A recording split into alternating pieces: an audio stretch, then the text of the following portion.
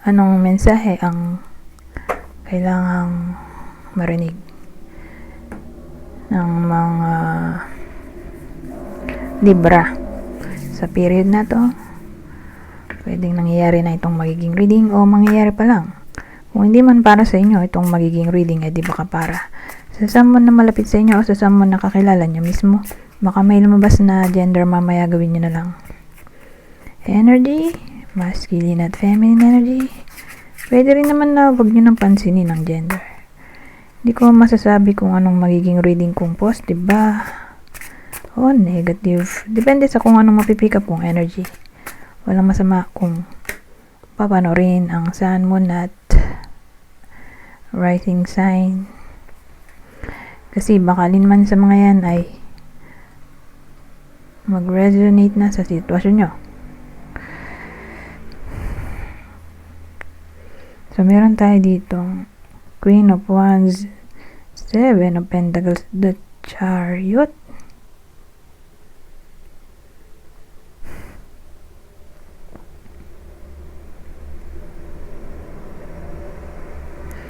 Well, ang dating sa akin, may iba sa inyo na magkakaroon ng desire o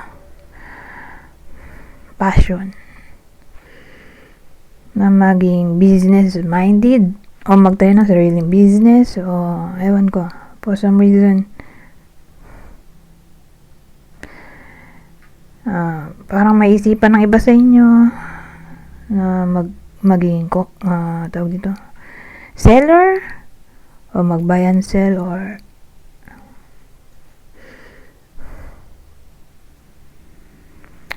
ano ba yan? Trading. Pumasok sa trading industry.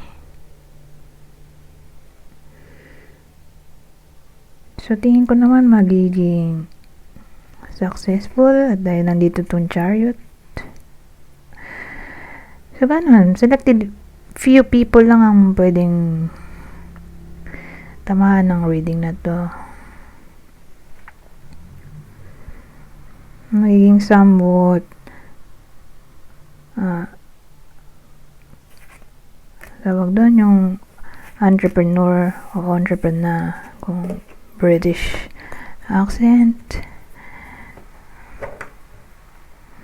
Ayun.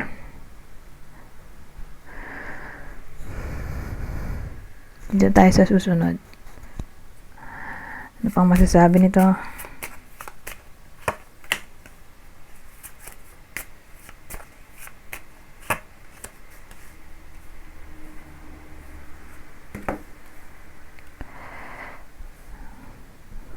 So, sa case na to, may someone na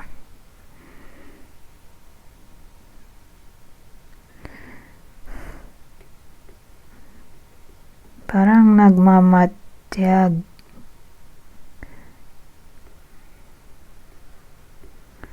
Kasi parang silang may tinitingnan.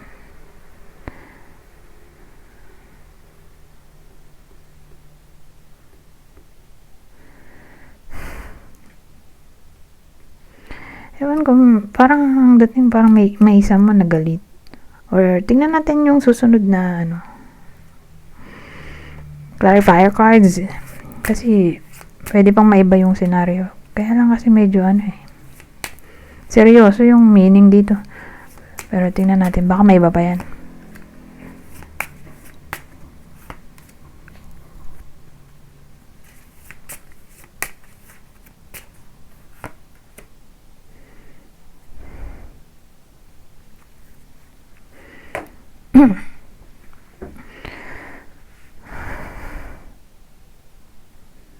Ano to?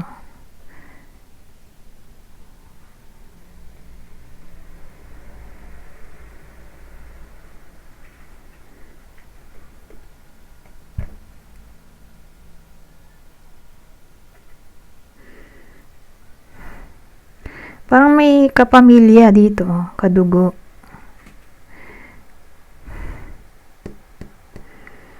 Na nagmamatsyag.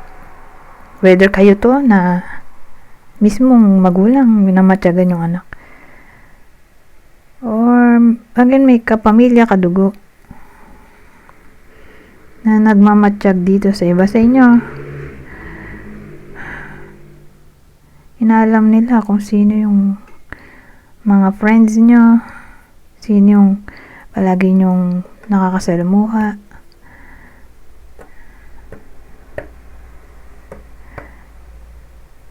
Ay, parang naging stalker na to. Pero again, mukhang malapit sa inyo. So, kung hindi to tumama sa inyo, di baka kayo to na nag-i-stalk. So, kung di kayo tong nag-i-stalk, di may someone else. So, again, yung someone else ay probably kapamilya o kadugo, pwede rin someone na malapit na nag-o-obserba. Sino yung mga kausap mo, sino yung lagi mong kasama, sino yung mga friends mo. Tinitingnan nila yung social media account ng iba sa inyo. Nag-i-spy. Ang weird. Pero ganun eh.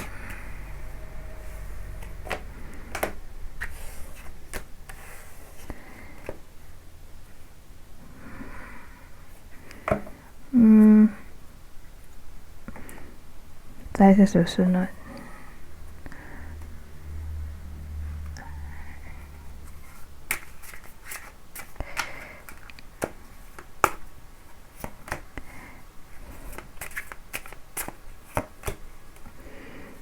Ibang senaryo.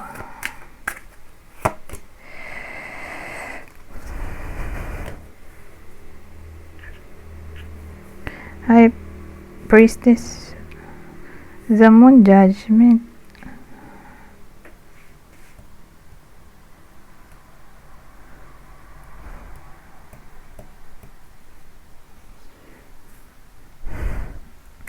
Well, ang dating sa akin,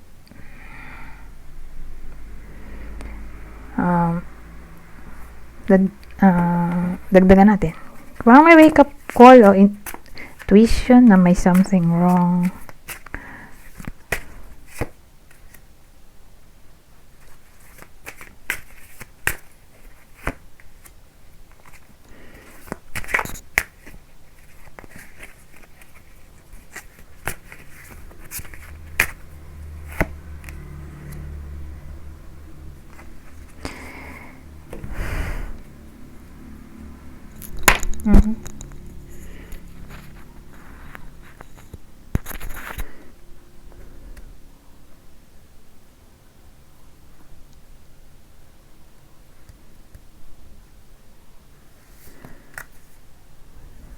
So, tungkol saan to?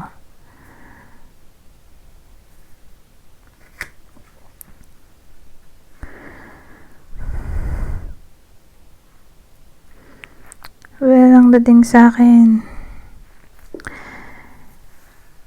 parang babala to tungkol sa topic ng reconciliation.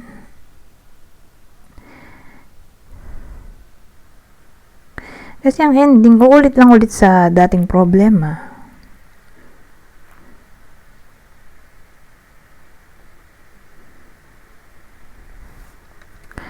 Ganun lang dating. Na para bang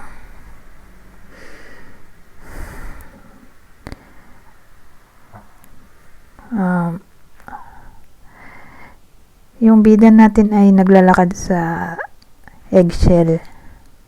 Ganun dating.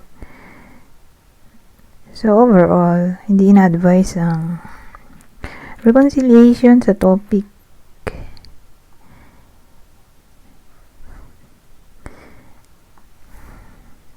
Sa topic na may kinalaman sa parang nandiliit yung tao, minamaliit, ginagaslight, minamanipulate, binibrainwash,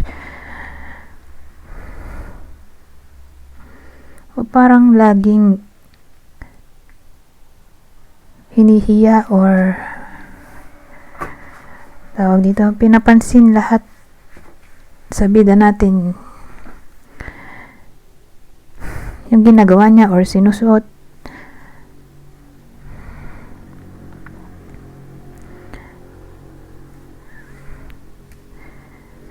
dating, kung ganun ang naging sitwasyon, naging victim sila ng ganung klaseng tao, may pagka-abuser,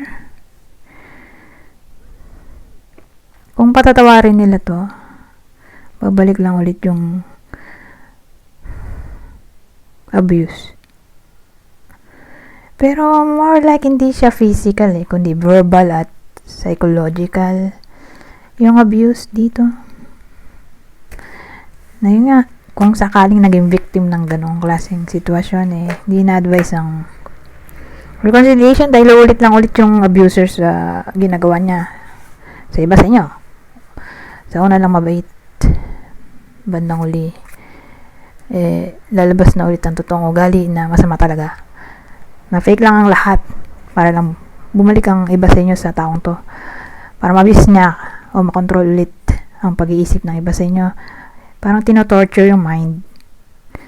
Ewan ko kung victim ba to ng narcissism, or ewan ko kung anong klaseng parang mental problem. Anyways, eto, last na to. Ano pang masasabi na to?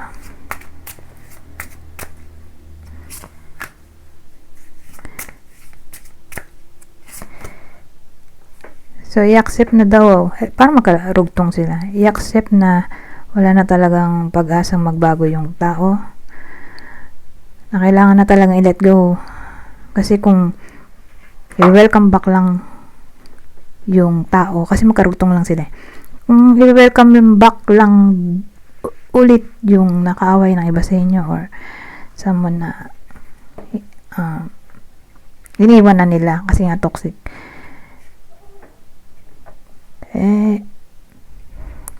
Kung i-let go nila yon,